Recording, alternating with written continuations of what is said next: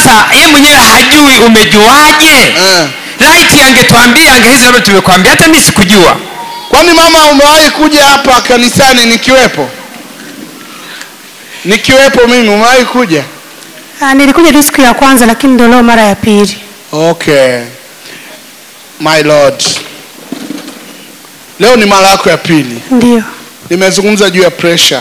Ndio. Ni kweli kabisa. Na kisukari anacho mtu wa Mungu. Na moyo umepanuka. Moyo umepanuka. Na sukari na pressure inafika mpaka 200. Kwa taarifa ya daktari. Ndio. Jesus. Pole. Asante. Nilipokutabilia ukweli umejisikiaje moyoni? Mimi nimeshangaa. Umeshangaa? Basi Mungu anakuponya leo. Amina. Hautakuwa na pressure. Hautakuwa na tatizo la sukari tena. Na ukawaambie madaktari wa kucheki kwa ajili ya kuprove hiyo hali. Amina. Lakini la mwisho nilotabili,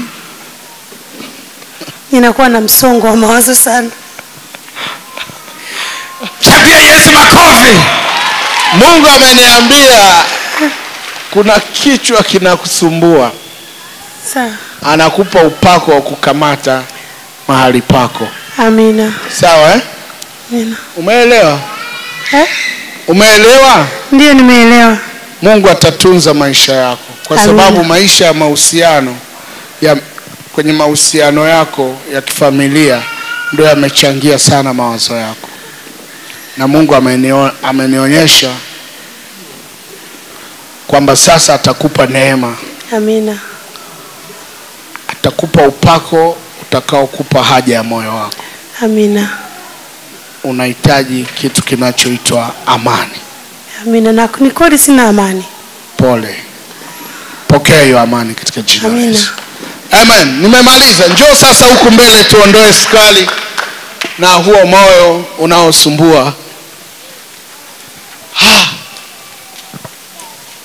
Naona nilimuona yule mama, mimi nimemuona kwa mara ya kwanza leo. Lakini Mungu ameniambia ana shida ya moyo na changamoto zingine za kifamilia. Amekuwa hana amani na msongo wa mawazo.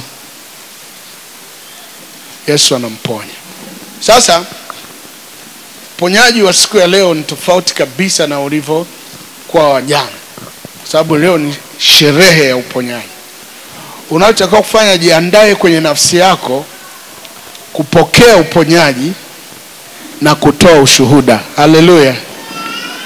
Mimi na hakika mnapona wote. Sawa? Unaelewa kwamba utapona? Weka mkono tumboni hapa. Tumbo lako linahitaji baraka. Kwa sababu ninaona katika ulimwengu wa roho kitu ambacho ni cha hatari sana. Naona roho ya mauti, ambayo hii roho ya mauti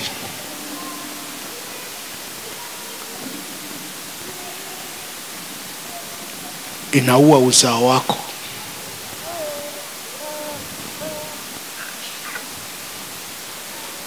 Mungu ameniambia atakuponya. Amina. Hautapoteza mtoto wala mimba tena. Amina. Hii ndio sauti ya Mungu. Kwa sababu naona Mungu amekupa baraka, lakini ibilisi ameweka roho ya mauti. Kila kinachotakiwa kuzaliwa ndani yako ibilisi anakiharibu. Mungu atakupa amani, atakupa furaha na ataponya uzao wako. Wow. Kila mtu si anajua shida yake. Naona ugomvi. Mungu ameniambia una roho ya kukataliwa. Amina. Na watu wanagombana na wewe bila sababu. Amina. Kila mahali unapoishi lazima pawe na migogoro na furugu nyingi. Na ibilisi hataki uishi kwa furaha. Amekuletea changamoto nyingi sana za kuvuruga maisha yako ya ndoa. Amina. Amina. Lakini Mungu atakupa ushindi leo. Nyota yako inarudi kwako. Amina. My Lord, my God. Unayo bahati. Amina. Bahati yako ni kubwa sana sana sana sana. Naona una nyota nzuri sana. Amina. Lakini shida ni kwamba kila jambo unalolifanya ukifikia hatua ya mafanikio linaharibika. Kweli. Amina. Kweli. Na katika maisha yako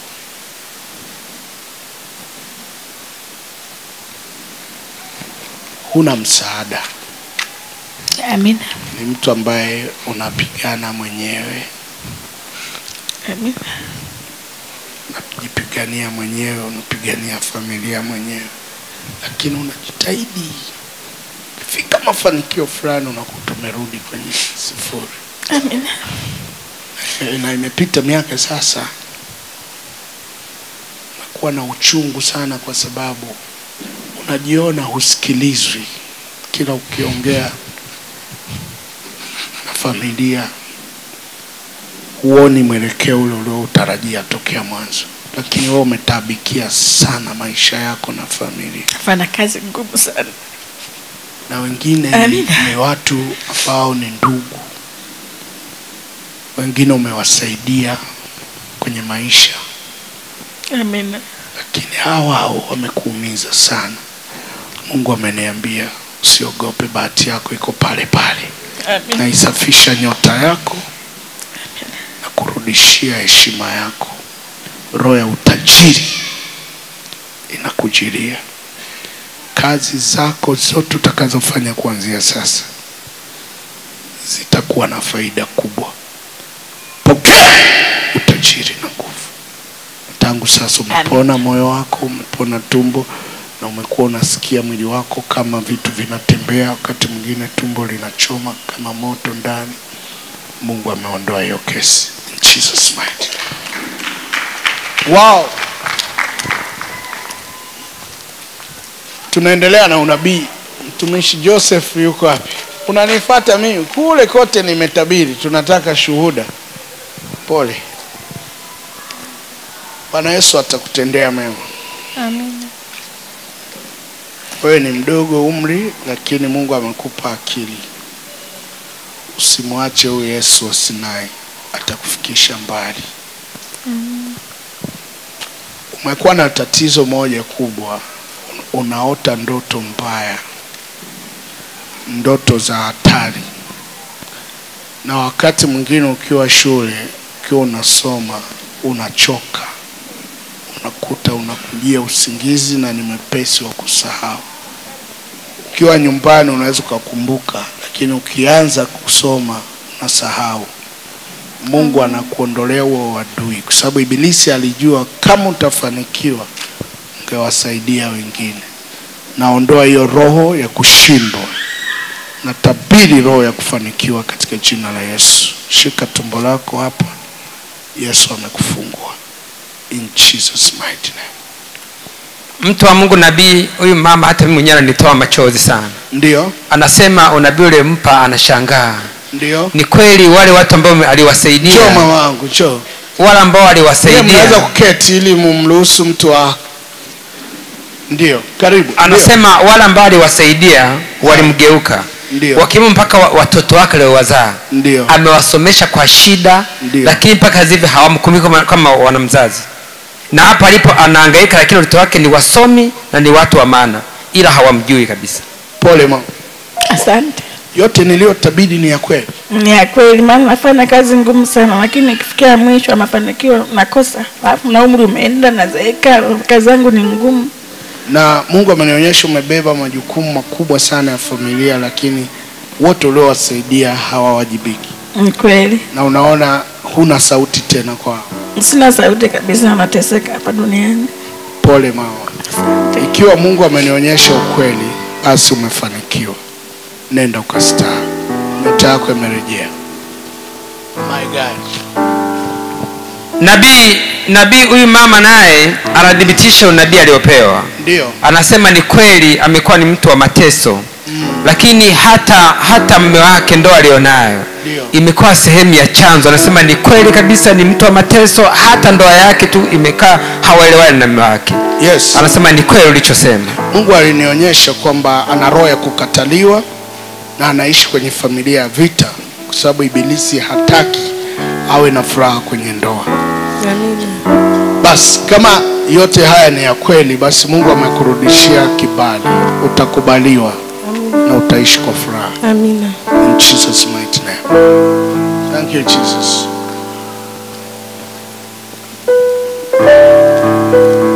Kuna mama nimemwona pale.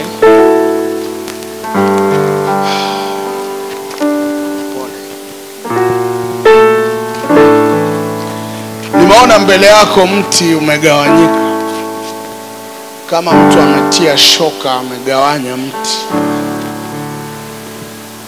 Namuuliza Roho Mtakatifu, ananiambia ibilisi amekutenga na baraka zako. Kuna kitu kimeingia kuondoa. Unajua kutenganisha ni kitu kilichokuwa kimoja lakini kinaufa. Mume wako yuko wapi? Kanitelekeza. Kakuacha. Ule mti ni mmoja, afu mtu katia shoka, si ndio? Kaugawa. Mume na mke ni nini? Ni mwili nini? Mmoja. Alafu mtu ameugawa. Kuna mchawi aliyegawa familia yako, na lengo ni kukuharibia maisha yako yote. Na hilo jambo lingeendelea, hata ungepata mume mwingine ungekuwa hivyo na hivyo na hivyo. Na pia naona katika ulimwengu wa roho, shika tumbo lako la uzazi. Bwana Yesu, mfungue huyu mwanamke. Wewe ni Mungu. Huyu mama ana upendo kwako. Msaidie kuanzia leo. Mpe heshima ya ndoa na watoto.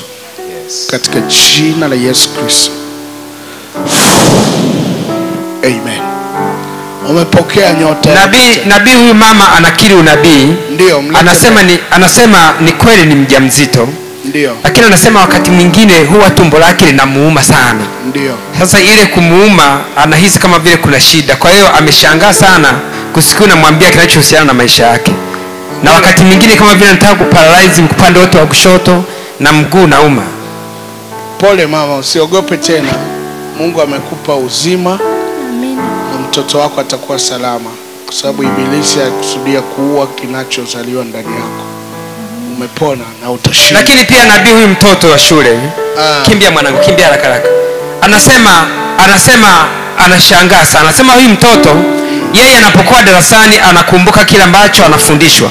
Lakini akishafika nyumbani tu, yani maana yake ibilisi anafuta kila kumbukumbu, hakumbuki chochote. Kwa hiyo ni mtu ambaye hawezi kufanya kitu chochote. Alafu nasema ndoto anazoota huwa ni za kutisha tu maisha yake yote.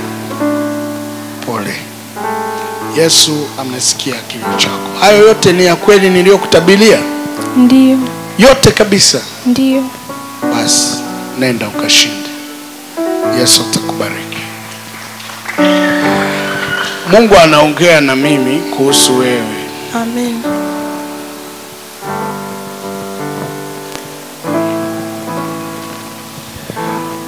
Oh my God. Tabiri baba. Wewe ni mtu mzuri sana. Na ni mama au dada mwenye huruma sana. Amen. Lakini unapitia changamoto ya kutoaminika. Amen. Na kunenewa vitu vigumu sana kwenye maisha yako.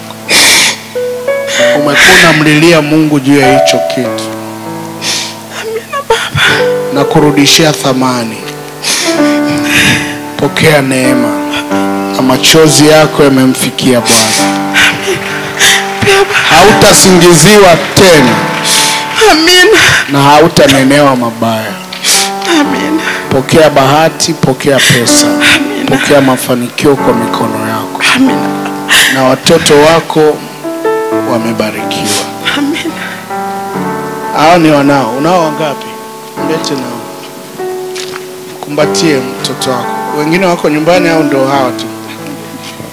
Kumbatie na huyu. Naombea kibali katika jina la Yesu. Mama yenu amebarikiwa. Uwe hodari mama. Hawa ni jeshi lako. Usijali maneno unayoyapitia, tunza hili jeshi.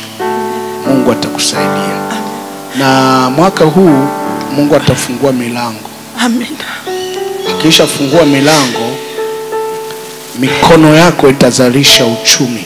Amen. Na ndipo heshima yako itarejea.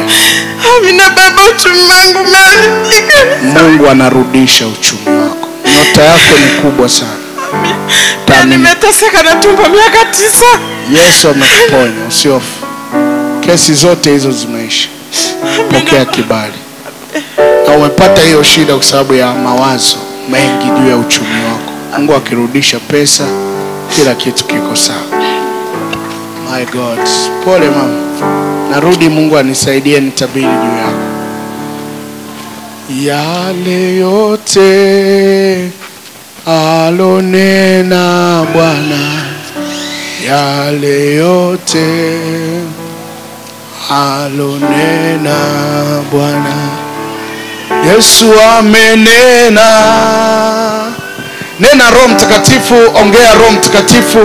Nasikia sauti ya Mungu inanisemesha juu ya mtu mmoja hapa. Tabiri baba.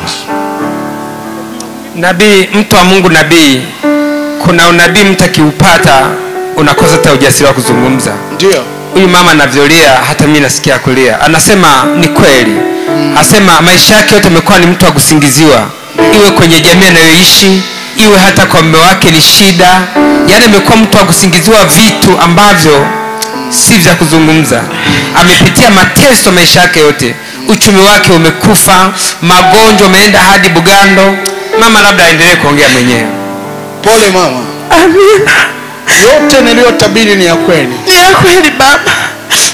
Nahangaika sana, tumbo naumwa, silali, maumivu yanashuka mpaka nahisi kuparalyze upande mmoja. Nimeenda hadi Buganda, wao ni ugonjwa wote, lakini silali na maumivu makali upande mmoja huu.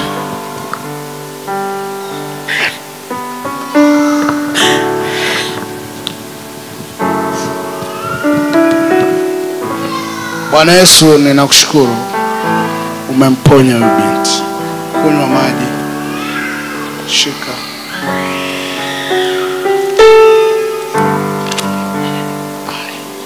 Umepona. Umepona na hautapitia hizo changamoto zaidi. Natabiri umepona. Naona umepona. Umepona kikamilifu katika jina la Yesu. Amina baba. Mtu wa Mungu hapa kuna shuhuda za ajabu sana. Nadhani sasa huyu mama anasema ulichomwambia ni kweli. Ndio. Aliolewa na mwanaume wa kwanza wa ndoa. Huyo mwanaume akakimbia. Ndio. Akaolewa na wa pili, akakimbia. Ameolewa na watatu naye tena ameanza. Alafu tena shida ya uzazi imekuwa changamoto kwake. Lakini nilichomwambia ni kweli kabisa, ndoa kwake imekuwa ni changamoto. Ya, nimemwelewa.